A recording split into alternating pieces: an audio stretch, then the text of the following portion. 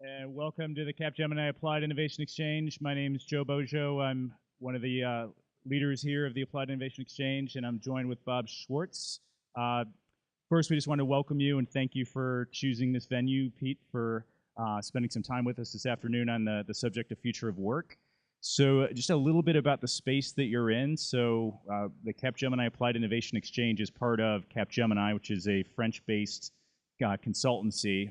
We've been around for about 50 years and do a lot of work as a business model. And the space you're in is in many ways the physical embodiment of how we think about the future of work. So today, most of our clients are really struggling with significant transformation that digital is imposing on their business, on their industry, and we do it via Applied Innovation Exchange. So Exchange is a way of engaging with an audience of policymakers, startups, multinationals, corporates, and bringing them all together to really look at and expose and inform and inspire the subject that they're tackling for that particular day.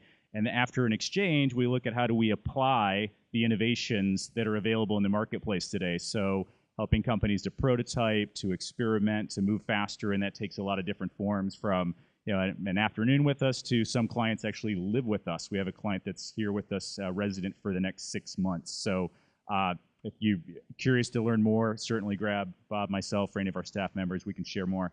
And as we were building this space, we call them AIE moments. So when we were creating the space, there were things that we just couldn't anticipate that would ultimately happen.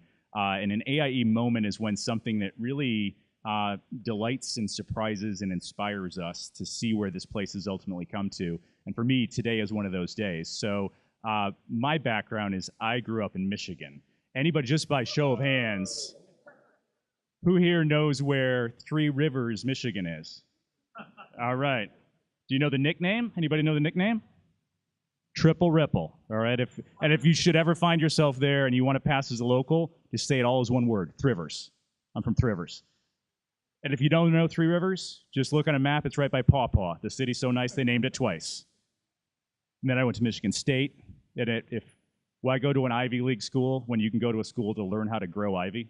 So yeah, it's an agricultural school. So anyways, it's an honor for me to host Governor Granholm today, and it's very, very proud to see this space used in such a meaningful capacity today. So thank you all for joining us. I'm going to hand it to Bob to say a little bit more. Yeah, so I learned a lot of things in my AIE moments, like don't give Joe the mic first. But I also just want to extend my welcome. I live in Detroit, just outside of Detroit, South Lyon, not as exciting. Grew up in Pittsburgh, Three Rivers, the kind of Three Rivers that most people would recognize. But it's actually relevant. I was excited to be here. I actually live outside of Detroit. I work here and I work in New York. We just opened our New York AIE, so I wanted to put in a shameful plug for that.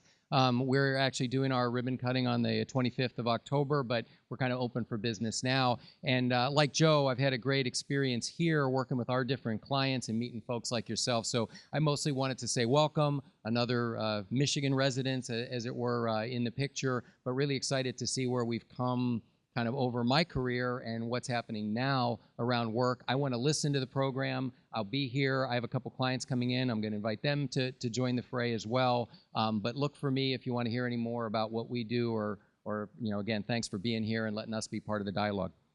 Anything else? Okay. Pete? Thank you. No, you guys got that. That's right, you got that. So today, thanks for Capgemini for giving us this space. But we're here today for the future of work. And it's a very different project than ones we've done in the past with these folks. We're doing it with actually Intuit. And so I'm Pete Leiden. For those of you who don't know me, I am the founder of Reinvent, which is a media company that works on bringing top innovators into deep conversations around to solve big, complex challenges. And the complex challenge that we're working on today is how do we really figure out basically what can be done now to ensure that all independent workers thrive in the years ahead. Now Intuit, who's our partners in this, they've been working with these independent workers for many, many years. A lot of their products work with that, and they are actually also very interested in this. And so we're aligned with them in this partnership to drive a dialogue, a really big conversation on what can be done now to ensure all these independent workers thrive in the years ahead. Now this is essentially the idea of the whole project. We kicked off in June with an event.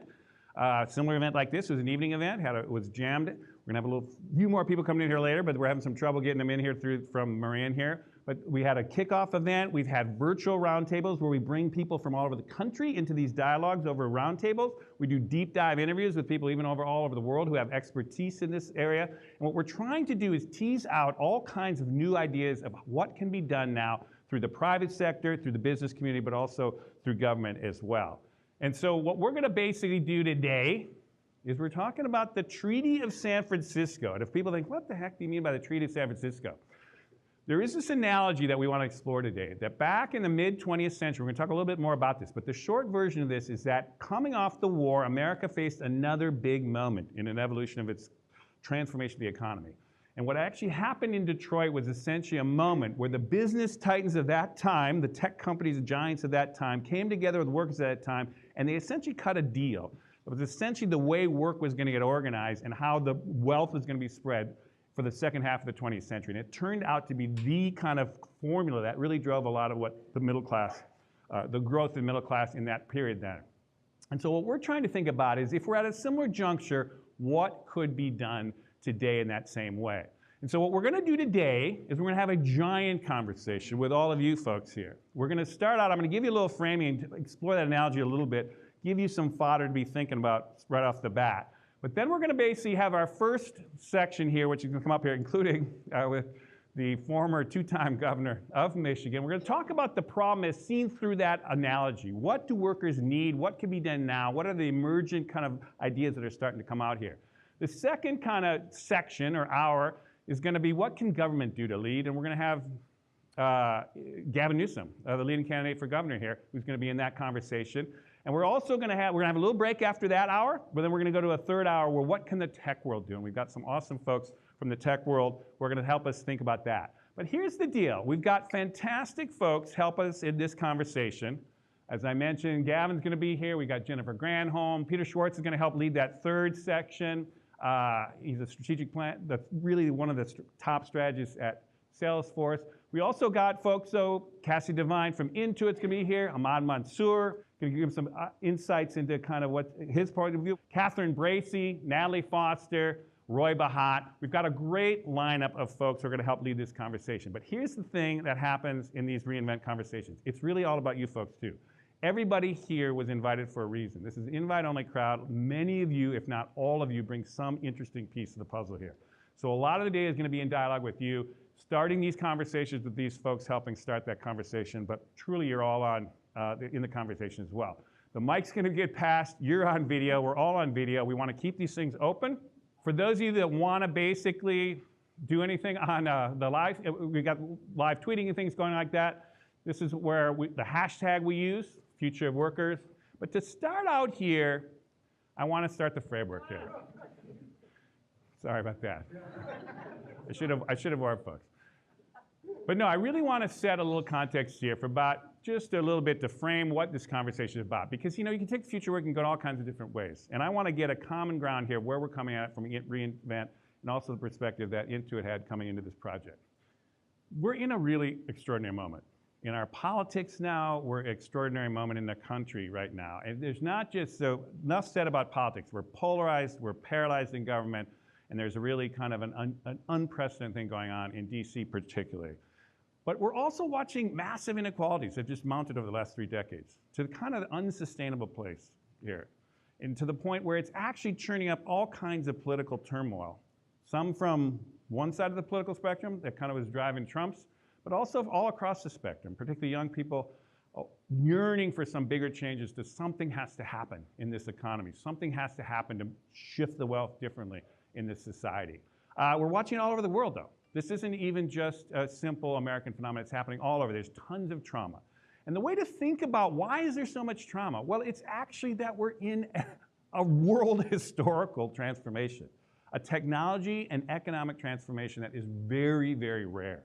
In fact, you could even talk about it as unprecedented in its speed and how fast it's hitting us. And that we're watching, I came here to Wired Magazine 20-some years ago, and we were just talking about these little computer chips were going to get bigger and more powerful. And this internet kludgy little thing is going to interconnect all these machines. And here we are 20 years later, an incredible change in 20 years. And we're watching now, we're on the verge of AI. intelligent, robots, all kinds of things that take it to the next mile. Well, of course, when you have that kind of crazy transformation in technology, the economic turmoil around that is going to be profound. And so what's happened basically is we've actually in the middle of a triple whammy here. We're porting onto an all digital infrastructure. We're about a third of the way through from a global perspective. We're actually at the same time, globalization is hitting a higher and higher levels here as we organize on a planetary scale. And we're watching the globalization backlash. And we're just beginning what has essentially got to be a sustainable shift. Most people in this room would agree with that. There's no way you can go through this without massive disruption and much political turmoil. And that's kind of the framework we're coming into with this. Now, out of this transition, we're watching the early stages of essentially an atomization of the economy. We're watching essentially now up to a third of Americans are independent workers. Independent workers mean contract workers at the high end who are doing great, gig workers, kind of middle, temp workers, at the bottom. These are people not in employment, but are essentially starting to kind of pull together the 1099 world.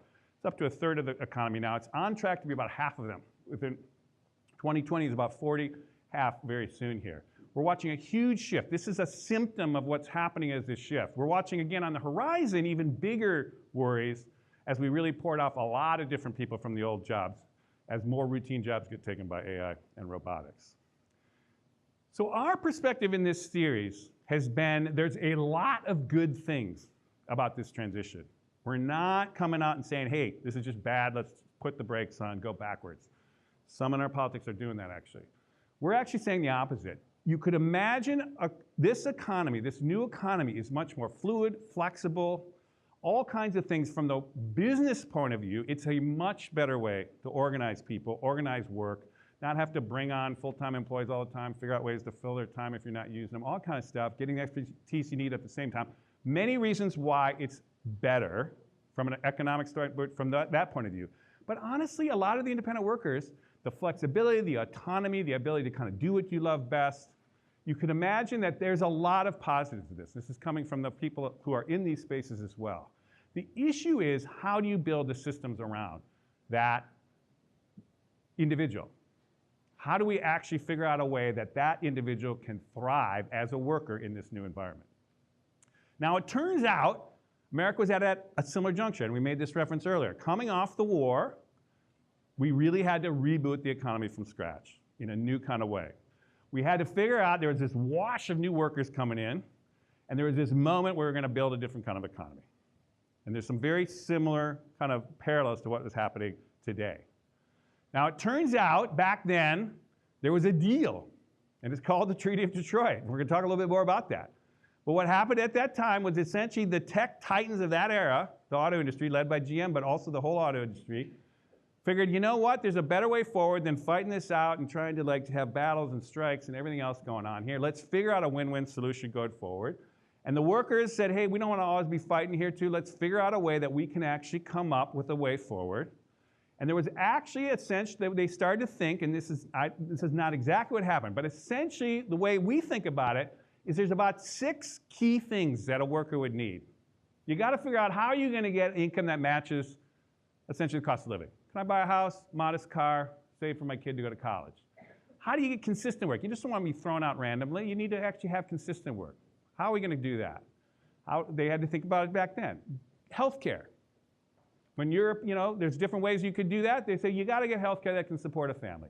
You need a break once in a while, both from the worker's side. You just want to spend time with family, but also from the work side, is you got to get creative, get recharged, and you got to figure out at the same time how you're going to retire when you get so burnt out or you're too old, you can't work on the assembly line, and ultimately you want a voice in your work. These 6 things I think are super reasonable. Now, back in the day, they figured it out. They basically figured out, okay, well, we're going to get you a decent wage, and there are going to be cost of living increases that you're going to be built into there. You know what? We're going to figure out a way. You're going to have a steady job. We're committed to you. Good times and bad. Or when you're off, we got unemployment insurance. You know what? Good health care. While Europe was going to government-run ones, they said, you know what? We're going to apply it. The employer is going to cover it. Your family's covered. We have it figured out. Vacation time, you know what? Everyone gets a break. The more you're around, you get more break. And these are not rocket science, but I want you to rethink how basic that was. you guys, you're gonna retire, we're gonna put a pension together, you know? We'll figure it out. We'll figure that way out. And honestly, a voice, you're gonna have collective bargaining, we're gonna actually have a way to talk. They cracked that model. And it was that model, and this is literally a picture from the deal.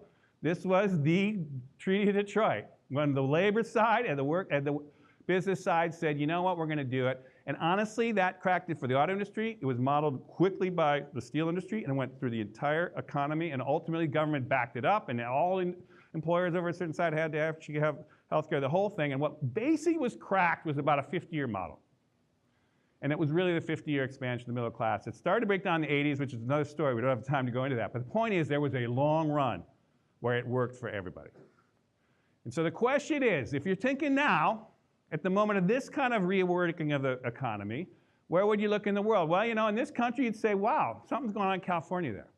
And I'd say, you know what, this state is actually booming right now. There's a lot of issues, challenges, but honestly, a lot of interesting things are happening right now. And particularly in the Bay Area right now, you're watching a phenomenal thing happening here. And so you say, wow, where would you actually go now? Not Detroit, not Washington. You'd probably want to think, how can we figure this out here? And so what we're proposing is, just as a thought experiment, what's the what's the analogy here that we could actually think through in the Treaty of San Francisco? What is the century, this generation, we got the millennials now, and kind of the GI generation. It's the biggest generation in American history. They're all of age, they're all in the workforce. They got 80 years ahead of them. What's the deal that's gonna work for this century? So, we got some interesting parallels. We have all these same 6 things. We got all those ways we know how it's worked before, but hey, pensions are unfunded. We know what's going on in healthcare. We can't even keep the thing going. You know, half the people are getting shoved off jobs and are on 1099s with nothing. We need to fill this out, folks. And that's what we're going to be talking about today. We're going to have a conversation of how would that work. Now, a few last thoughts before we get into this conversation. There's 2 forces that led the way last time. One were these tech companies. How can today's tech companies lead? And I just want to give you this thing. Blows you away. At some level, you say, oh my gosh, these tech companies are so powerful. It happens so quickly, folks. This is the top 5 most valuable companies in the world of the year 2001, right? It's basically the 20th century economy. Retail, finance, oil, manufacturing, one tech company coming off the dot-com boom, which was Microsoft. 15 years later, all 5 are now tech companies. All 5 are just charting out. A lot of running room ahead. 3 of them are in the Bay Area, 2 are on the others are on the West Coast. This is the commanding heights of the global economy. They got to start to get responsible. But it's not just them. In this room today, we got folks from Salesforce, Uber, Intuit, Airbnb. I mean, literally in this room here. And these are all giant companies with, you know, billions of dollars of market cap. Very powerful group we're sitting here. The second piece was, what can government do to lead this? And I think in a way, California has a really interesting opportunity here. The politics has shifted in California in a different way, and there's a longer story about this, which I'm happy to go into another time. But the basic thing here is that the 21st century hit here first. One of the biggest things was immigration. We essentially, in the last 2 decades, coming to 2000, absorbed waves of immigration. We had crazy kind of backlash, which is now happening nationally there. But what happened since 2000 is that. And we have figured out a way to accommodate that kind of racial kind of diversity, and we're actually, our politics is normalizing around it right now. One of the things that's happened, and this is, by the way, is exactly coming to the United States. It's just a longer time frame, and a lot of states are gonna start popping here. We just are pioneering what everybody's gonna be very shortly here. And one of the interesting things about this, just from a political point of view, is all the statewide offices are now Democrat. There isn't a standing Republican. That same thing that's resonating nationally right now and in Washington has been totally cleared out of California. It just doesn't exist. And also the interesting thing about this, look at this. This is diversity. This is our 2 women senators, 2 Latinos statewide officers, 2 Asian statewide officers, 3 white guys. I mean, in general, our politics is starting to absorb this. Supermajorities now in the House, which before were just stymied, and you need supermajorities to get taxes through and things, led by a Hispanic, actually, interesting. Same thing, supermajorities in the Assembly, same thing, led by another Latino. This is a state that's adapted to the future. And I would actually argue California is this future that is coming to the United States. Now, that puts a responsibility on us. Because I think with the leadership of the tech community and what could happen here politically, we could crack a model that, who knows, could actually have some longevity here. And at the very least, we should at least swing for the fences and try for it now. So that is what we're going to do today. And to start out, we're going to have a conversation to flush out this analogy and this problem. And the first one I want to have come up is Jennifer Granholm. Here, why don't you sit over here. Hi, everybody. So that was a big intro for you. By the way, we're going to have a couple more coming up here in a minute here, so we'll just keep that going. But for now, we're going to talk about the future work. So Jennifer, in case you guys don't know, was governor of Michigan for 2 terms and is now out here working at UC Berkeley on the future work issues. Yeah, I do that part-time. I teach part-time. I'm an independent worker myself now, and my parents are here in the Bay Area, and my dad's had a couple strokes, so it was nice for us to be able to have the freedom to come out here after my time in Berkeley to be with them. So you hail from the state that really did play a pivotal role in cracking that new model. I mean, I'm just curious from your perspective. I mean, does that analogy even resonate with you at all about where we're at? I think it's really clever, the Treaty of Detroit. I mean, that was a 5-year labor contract at a time when they were doing shorter term labor contracts, and GM, which was the entity that did that first deal, that longer term deal, they wanted a longer term contract so they didn't have the roiling stuff. It came just on the heels of a 3-month strike with Chrysler. And the strike was over the issue of pensions. They wanted the unions wanted the pensions fully funded. GM came behind and said, we don't want to see that kind of strike. We want a long-term deal, and therefore we are willing to fully fund the pensions at the time, $125 per month was what somebody would be getting with a fully funded pension, which also included Social Security. And of course, they agreed to the cost of living increases and wage hike, et cetera. So yeah, that ripple effects, as for those of you who are not from Michigan, you know, once you do one deal, once you have a strike target or a target with the first negotiation, then the other 2 of the big 3 follow suit. So they are basically mirror agreements, copy agreements, and that set the ball in motion for a very long-term period. I mean, there were strikes in between too, but a long-term period of understanding that the partnership with business was going to fund not just wages, but benefits as well. And that was copied around the country and all kinds of different places. Yeah, of course. And of course, as they say, you know, because of the union movement, everybody's wages and pensions are, you know, either go up or certainly are included by the employer. But here's the kicker on this. Mm-hmm. Of course, now what we're seeing, but when I was governor, for the first time in Michigan history, they started to make more vehicles in Ontario, Canada, than in Michigan. And they weren't going there. The auto industry wasn't expanding in Ontario because of the cost of labor. They weren't expanding in Ontario because of the taxes. They were expanding in Ontario because Ontario and Canada provided health benefits. And in the US, we put the whole burden, of course, on industry. John Dingell, the former dean of the House, used to joke that, and it was true, that the auto industry is basically a healthcare industry that makes cars on the side to pay for it. So the question is, in the 21st century, where we've got global businesses and our economic competitors globally are providing services in a collective in a way that we have not historically done, what is the new model? The other, okay, so that's great. So we're trying to flesh out what's similar and different. The other thing that you're implying here is that labor had a lot of muscle at the time, and there was really a showdown. But that said, did it actually evolve from a kind of hard-nosed, kind of hard-scrabble negotiation into a more realization that there's a win-win way forward that actually both would kind of could play ball over time?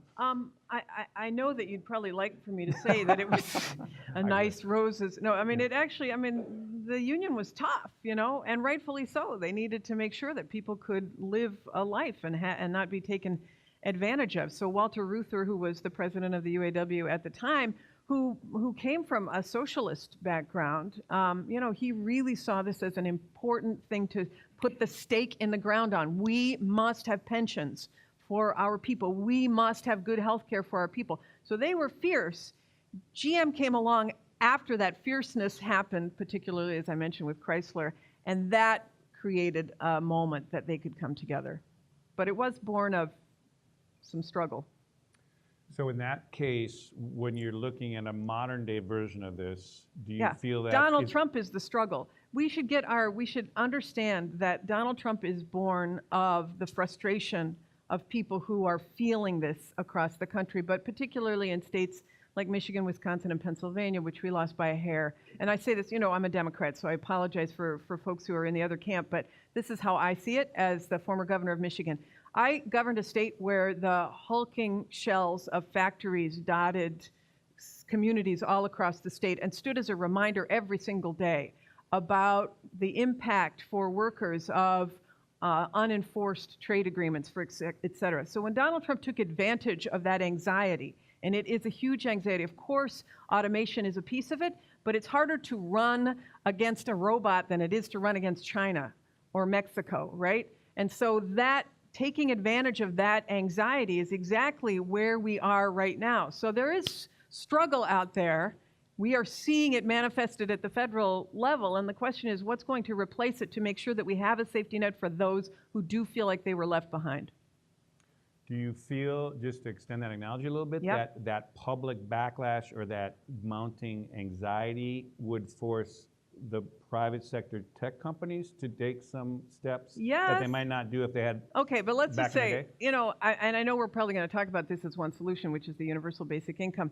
I feel like the universal basic income proposal is Silicon Valley's guilt tax, essentially, because people see what's coming with automation, right? And I think you have to realize how critical it is for people to have the dignity of a job. It is existential. And so the idea of just, you might frame it differently. It is important for somebody to be able to survive, right? So you have to have some benefits and the key things that you put up here. But if you call it a universal basic income, it sounds like the government's going to be paying people not to work. And that is not going to fly in the vast majority of the country because people respect a good paying job and the dignity of work. Well, that's interesting, and there will be definitely a conversation here because I know there's some other people that have thought about that as well. When you saw those 6, just as an example, and knowing that you're starting to get your head into the future work here, are you starting to see where there's 21st century versions of that are as robust and as potentially as workable? You mean in the U.S.? Are there 21st century versions of that? Just ideas or models or different things we could do that would be a version that would be as robust as that 20th century version. Yeah, I think it is good to strive for that. I don't think the U.S. has many models of that yet. I think obviously around the globe, there are countries that are doing this and get it. I would hope that we as a nation could be exceptional enough to recognize that best practices are a good thing and that we should be learning from some of our economic competitors and our allies across the globe rather than feeling like, if it comes from France, it's terrible. And, there are some good models out there, and I would think that we should learn from them. And a lot of those countries are far ahead of us. Canada, far ahead of us on having there be a social contract that requires some kind. So the question really is for everybody. I can tell you across the country, it's going to be for anybody running for office, it's going to be who's going to pay for it, right? That's the question. Who's going to pay for it and in what form? Is it taxes? Who pays those taxes? How are they distributed? That is going to be, if you could solve that, if you could rain down on high somebody paying for it, I think you'd have no problem getting agreement on any of this. It is just the question that America has in its sensibility. I'm not going to pay for somebody else's benefits. I'm responsible for myself. So let's take that as a challenge. So one part of the equation was what could the tech world do to lead? One is what could, and here we are in California, state and local government leading. As a former governor, to what extent could a state like California help crack a model that could actually have leverage or kind of influence nationally that would actually could break this kind of formula and break this model going forward? Well, So the Treaty of San Francisco would not fly in Michigan. It just wouldn't. But if you Fair had, enough, let's hear it. I mean, I just am being candid with Yeah. you, but if you had the governor of California team up with, the governor of Texas or some red state where you had now a coalition of governors who were willing to lead, that would be amazing. Now, the question is, could you find a willing partner in a red state? And that's really the question. But it would be difficult. I lead a research project called the American Jobs Project, and it's out of Berkeley, and it's a 16-state research project about how industrial clusters, well-crafted, could create jobs in the swing states. We can't even say that Berkeley's a partner in it. It's, all of our allies are 16 universities across the country in those states. It's not, one of my relatives used to say that California was the land of fruits and nuts, and a lot of people believed that. I mean, it's a terribly derogatory thing to say, but that's, I think, a lot of the way people who are not here view it. So I think I think California is an amazing example, but I think you have to have partners if we're going to see acceptance across the country. Well, if it wasn't a red state, could it be a Michigan or a purple state or some other options that, Sure. that would lead the... Yeah, I mean, it would be, you would have to get, Michigan is terribly gerrymandered at the moment, but in we have an election, obviously, like California does in 2018. If you get somebody who is visionary enough to think about a partnership, I think the auto industry is a great nexus, obviously, between California and Michigan and all of the technology that's happening in AI and automation and electric vehicles. There's just such an opportunity, potentially, for a partnership between the next governor of California and the next governor of Michigan. Well, we're going to have at least the I know, leading it's candidate of exciting. the next governor of California, potentially, at least the leading character right now. What advice would you give? So let's say, granted, people's thoughts about California, which we could debate a little bit, but Now, I know that I was raised in San Carlos and everything. I married Michigan, so I don't have anything against California. My parents are here. I went to Berkeley undergrad, so, I feel like at home here. But I'm just being honest with how y'all are viewed across the country. And those of you who come from other places, you know that as well, right? If you're being candid. But I'm saying, what do you think if there was something that was set up here, and there is talk about, universal health coverage here through the state, or there might be some kind of different ways to treat independent workers or classify them or find new ways to train them and things that we're going to be talking about.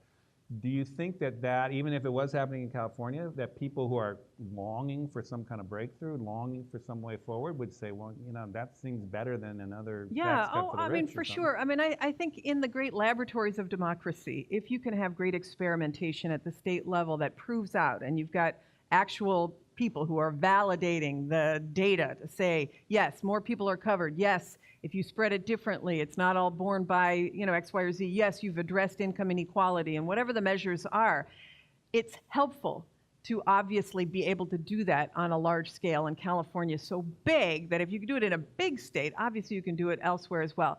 It's just difficult for red state governors, I'll say, to say, hey, we're going to do what San Francisco did. That's just not going to fly. So there has to be another way for them to be able to do that. And that's why having the business sector as a partner, because in the red states, if the business community is willing to come on, if there's a win-win for the business community, if it helps to create jobs or helps to attract job providers to those states, then that's definitely the win-win that would enable there to be a cascading effect, which is what you're talking about. So just to wrap that up then, so you would say, given the complexity of who leads, how to play this out, if it's actually a better chance to see the tech world make some kind of breakthroughs that would be more easily portable into the rest of the country than having a government-driven one. So as just one quick example of this, so when the tech community goes to a state and says, I want to put my data center in your state, and they demand to have it all run on renewable energy, and they have to have either renewable energy credits, or they even leverage their power by saying, you must raise your renewable portfolio standard if I'm going to locate in your state.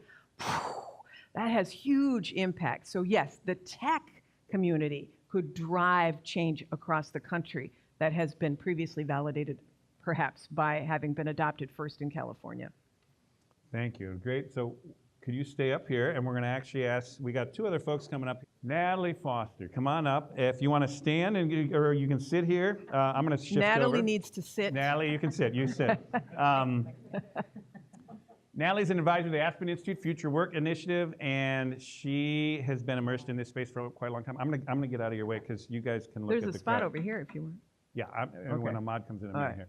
But we talked with Natalie a little bit before, and you had some reflections knowing kind of what we're teeing up here. And actually, full disclosure, I want to tell you, this idea for this framing of the Treaty of San Francisco came from an interview I did with her in our studios in this project. That's cool. And she was the one who started saying, why couldn't we do something like they did back in Detroit? And we roughed it out right there on video, and actually it really led directly to this. So thank you. Awesome. And we should thank Natalie for her thoughts. Bravo, bravo. Anyhow, you had a few thoughts though, as we think about, particularly around these, we're trying to think about these 6 ideas, but you had some thoughts about how we might do some of that differently.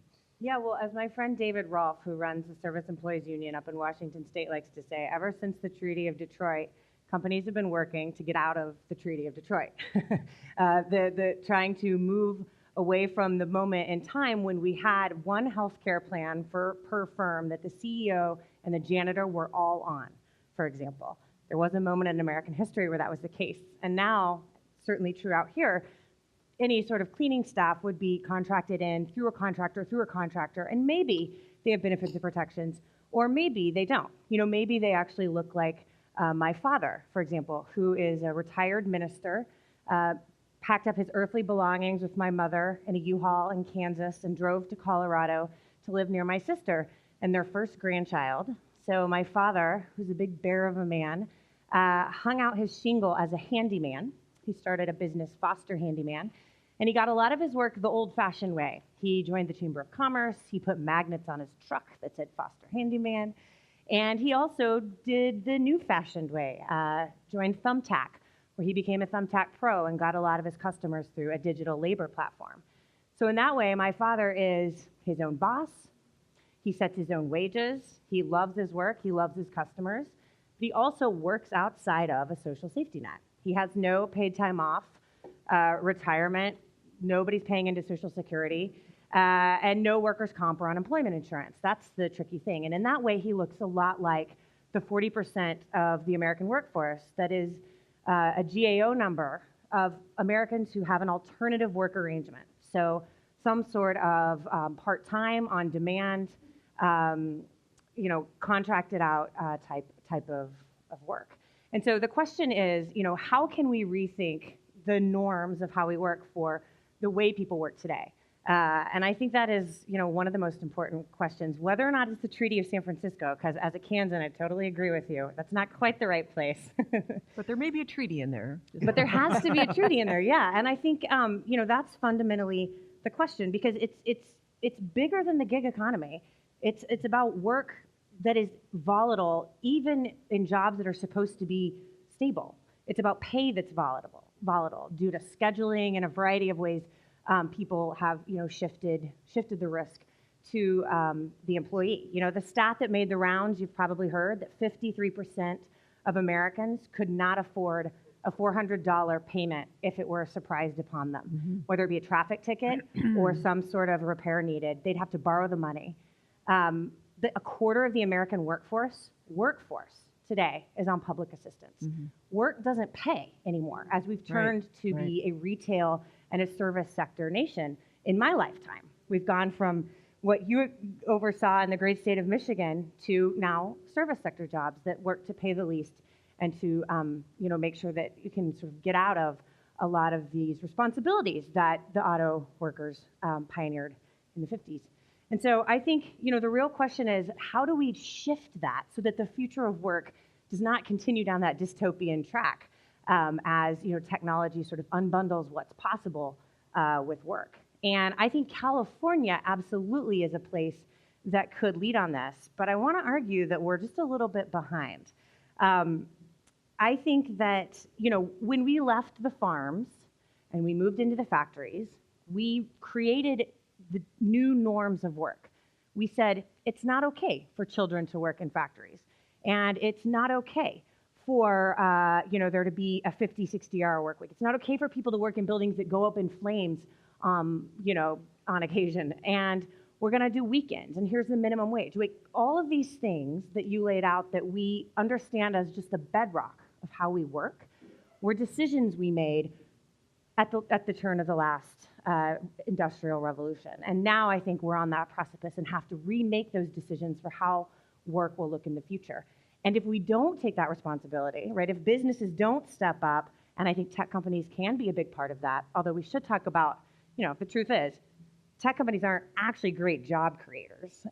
Very small numbers of people can create extraordinary amounts of value. So that's a different problem we'll have to solve. Government has to step up, and workers, have to be engaged in that fight.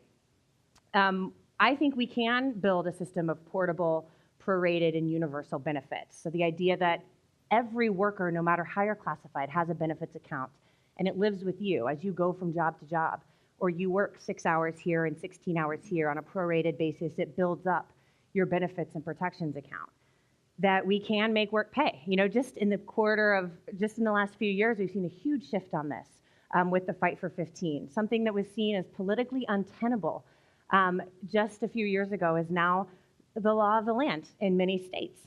I think we can think about income supports outside of jobs and wages, like a guaranteed income, which will be a fun discussion to have, because I totally agree with you that work is going to be very important to the future as well. And that we can experiment with new forms of worker voice. And that a lot of this is happening in Washington State and in New York and in California. I think we're just a little bit behind. And so I'm glad we're spurring this on. Fantastic, some nice remarks. Let's just get Ahmad Mansur up here for a few remarks, and then we're going to get a dialogue with all you folks, as well as to flesh out this analogy here. Ahmad, you tell us, you were thinking about this a little bit, this whole issue, and how would you layer into this conversation to tee up some thoughts? Well, first I want to say that I was chuckling over here about this whole idea around going to Detroit or to Michigan with a treaty of San Francisco. I mean, I think I can imagine how that would come off. And I'm from San Francisco. I'm born and raised in San Francisco. So, right. Because there was a lot of Michigan representation in here earlier. So There was. It was.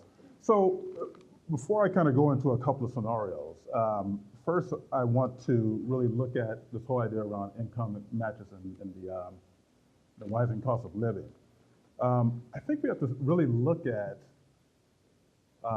or challenge some of the basic assumptions around how we look at income in the narrative of the middle class. Because I think we're holding on to this idea of the middle class, but the middle class come with certain types of consumptive behaviors. And those consumptive behaviors we are actually transitioning from with the millennials and the next generation. And that has huge impact on what we should assume our wages should be relative to a cost of living. So I'll give you a good example. When we think of the middle class, we think of, from a consumptive behavior standpoint, that nuclear family, that house, the way our healthcare systems are set up. And quite frankly, that's a narrative that is going away.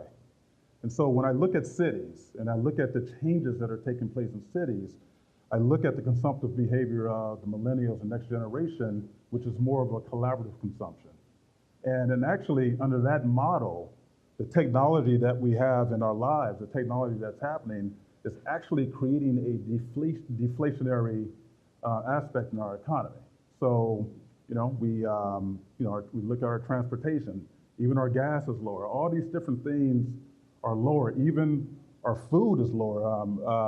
Amazon just cut the price of food because of, they have a better logistics and technology platform to support that.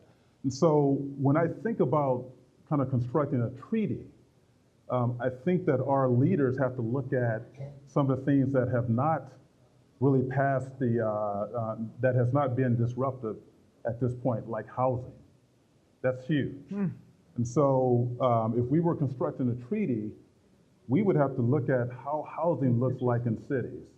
Not the transactional model that's really just, that's really kind of being set up just for the technological and finance class.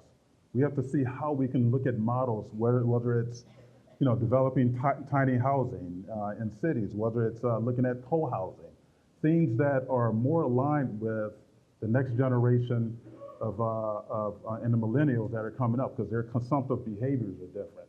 And that plays a big role in terms of how you look at matching income with the cost of living. So that's one aspect. Then I look at what you were mentioning earlier about Detroit and what you were talking about, Peter, about how that treaty was tied to a COLA. But that COLA, that cost of living, is really kind of based on a consumer price index, which is just not good enough for how we look at matching wages with the cost of living. So one idea is to really look at how we can match wages and have some type of data-rich platform or index that matches wages with productivity. Because wages have not gone along with productivity over the last 50 years. Productivity has taken off and wages have stifled. Actually, if you go back to about 1953, what you'll find is that the average weekly wage, I'm just saying average, was probably about 467 a week. And if you take that up to today, that's about 647 a week. But that's separating it from the productivity, which is taken off. So if you match up and look at wages connected to productivity, what you have is, you go back to 1953, you get that 467, and today you have wages at about 1,200 versus the 600. So that may be an option that we could look at in a treaty of whatever you want to call it. So working, yes. Yes. Basically, how do we kind of divvy up the essentially benefits of that Absolutely, which absolutely. has right now been skewed actually since the 80s. Absolutely.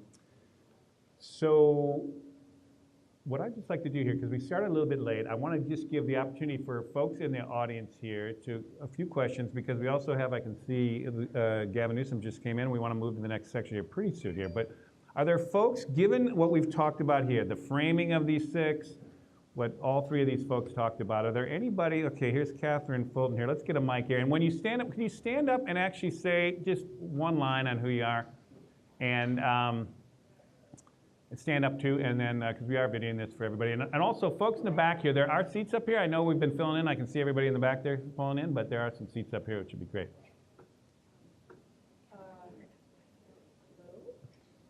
Oops, is it on? Can we get it on? Yeah. There you go. I'm just going to go straight to the question. I think it would be helpful for the rest of the day if we could just tick off the ways today is different, right? Because we've been looking at the potential similarities, but when we're solving these things, we're solving for some things that are really different than they used to be. And if we could keep those in our mind, I think it'd be helpful. Okay, everyone heard that? Let's get a little more voice on that.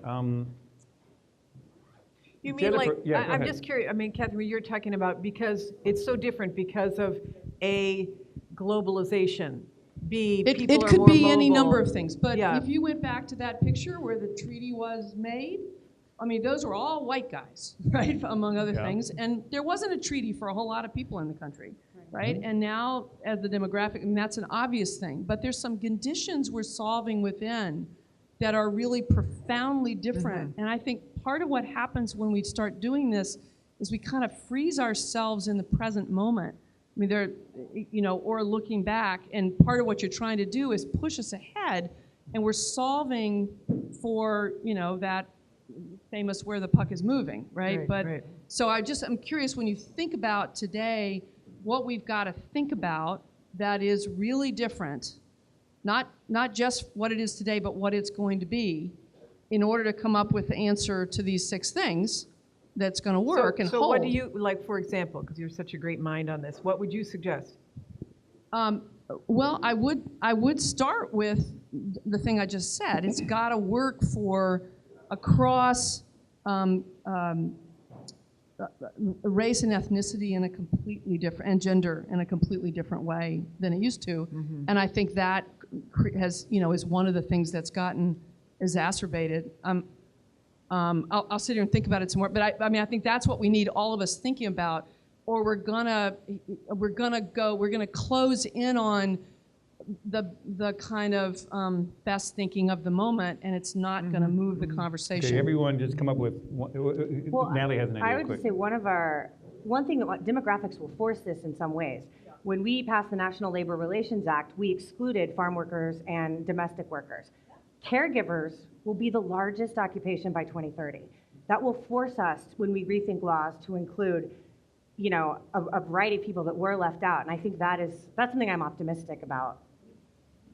Jennifer? Yeah, I mean, it does have to be about the word all, right? And that's a big challenge. And part of the challenge, too, is that when you look at best practices, that you are stuck in a period of time when that was adopted, right? And so thinking forward, I mean, really, this is about a treaty for the 21st century. I mean, it's really more than geography-based. It is something that is looking out in time and not bound by even what exists right now. So I think your point is a really important one.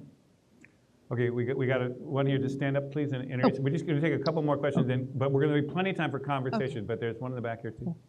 I'm Nicole Boyer. I just want to build a little bit off of what Catherine said. Stand up there. If Okay. you could, yeah. Maybe the metaphor of treaties could also trip us up a little bit. Okay. Back then, it was possible to make a deal, right? Well, one of the things that's different now is we're in a much more complex, interconnected world, right? Where you can't just have a bunch of. I couldn't even tell who was the labor and the business guy. They all look the same. Here, there'd be a lot more, diversity in the room, and you can tell exactly the different worldviews. And so maybe instead of a treaty, it's like maybe it's a learning lab that we agree to do over a decade, right? It's not just one deal. And so the question I have is, what would be the experiments we'd want to do with lots of different groups that would help us learn? Because the other thing that's different now is we're in a highly uncertain world, and that uncertainty creates polarization and paralysis. In the 50s, it was a bit more stable, right? So maybe you could do a deal. So what are those experiments that would allow us to learn into the future? Quick thoughts on that? No, I agree. I think that if you look back to that period, we put a lot of emphasis on our expertise. Because in an industrial system, in an industrial society, expertise actually counted for something. But we're in a complex ecosystem now where the whole idea of being an expert is not good enough. And so you do have to run experiments about really complex issues that was mentioned around inclusion. Inclusion with populations, for example, here in California. So even though Peter put that graph up there earlier about the demographics, you really have to kind of get underneath that a little bit because right now we still have kind of a management class that is not necessarily reflective of California, and so therefore you're not necessarily getting an inclusionary thinking and perspective on how we could actually deal with issues in communities around the future of work. And so I think running experiments, bringing different type of people into an ecosystem does matter. Did you guys have? You're good? Did you have one? One experiment I'm watching is in New York. Last year, a guild was created of Uber drivers. So they can't actually form a union because they're independent contractors. So by law, they can't. But it's called the Independent Drivers Guild. And it struck a deal with Uber, where Uber will pay it millions of dollars to provide benefits and protections to the independent contractors who drive for Uber in New York. Hasn't happened yet, and there's a lot of details to be worked out, but that's the kind of experiment I'm watching to inform what I hope will be a treaty for the 21st century. Okay, we're going to take one question from the back there. Where was it? And then we're going to move to the Gavin segment, but there's plenty of time for conversation coming off that one. Next, Hey, Go ahead. one thing I think that's missing up there is the idea of purpose or meaning or context. we live in a very different world in the 21st century than they did. So the model of one-to-one, this is a network. This is one-to-many. This is many-to-many. When you think about the challenges that we face, like climate change, the struggle is to understand the impact of our actions to these nebulous, highly networked challenges that are beyond our individuals. So I would just propose that there's an element here that might not be a personal need, but it's an interpersonal or omnipersonal need that probably should be expressed in our understanding of work in the 21st century. That's a good point. Totally right, and there's been other people that pointed out, besides these 6, there's training that worked in the past, and how do you train going forward? There's other elements to this. This is by no means to be totally comprehensive, but I'll tell you what, why don't we give a hand to the crew here to kind of set up the problem, and